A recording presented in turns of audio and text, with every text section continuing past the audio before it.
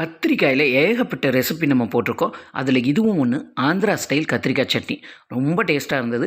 உங்களுக்கு சொல்லாமல் எப்படி செய்யலாமா? வாங்க. இப்போ ஒரு பேனில் கொஞ்சமாக நல்லெண்ணெய் எடுத்துக்கலாம். 1 டீஸ்பூன் ஜீரகம், 2 டீஸ்பூன் வர மல்லி, நல்லா வாசனை வர வரை வறுத்துருங்க. 2 தக்காளி இது கூட சேர்த்துட்டு 4 பச்சை மிளகா, 3 வரமிளகா உங்கள் காரத்துக்கு ஏற்ற மாதிரி சேர்த்துட்டு வதக்கி தனியாக எடுத்து ஆற வச்சுக்கலாம்.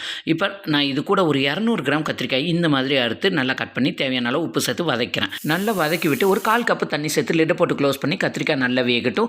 அதுக்கப்புறமா ஒரு கைப்பிடி மல்லி இலையும் சேர்த்து மறுபடியும் லிட்டை போட்டு க்ளோஸ் பண்ணிடுங்க. தண்ணி நல்லா வத்தினதுக்கப்புறமா 1 டீஸ்பூன் நல்லெண்ணெய் விட்டுட்டு பாருங்கள், கத்திரிக்காய் இந்த அளவுக்கு நல்லா வெந்துருச்சு. இப்போ ஸ்டவ் ஆஃப் பண்ணிடலாம். இப்போ வதக்கின தக்காளி கொஞ்சமாக புளியும் உப்பு சேர்த்து நல்லா அரைச்சிருங்க. அதுக்கப்புறமா கத்திரிக்காயும் தேவையான அளவு உப்பு சேர்த்து குறக்கறப்பாக அரைச்சி எடுத்து வச்சுக்கலாம். இப்போ அதே பேனில் கொஞ்சமாக நல்லெண்ணெய், கடுகு, உளுந்து, சீரகம், 1 டீஸ்பூன் கடலைப்பருப்பு, 2 வரமிளகா சேர்த்துட்டு இப்போ நம்ம அரைச்சி வச்சுருக்க சட்னியும் சேர்த்து நல்லா மிக்ஸ் பண்ணிவிட்டு ஸ்டவ் ஆஃப் பண்ணிவிட்டு கடைசி ஒரு கைப்பிடி வெங்காயம் ஆட் பண்ணிவிட்டு மிக்ஸ் பண்ணிடுங்க. சூடான சாதத்தோடு இந்த சட்னி வச்சு சாப்பிட்டா சூப்பராக இருக்கும்.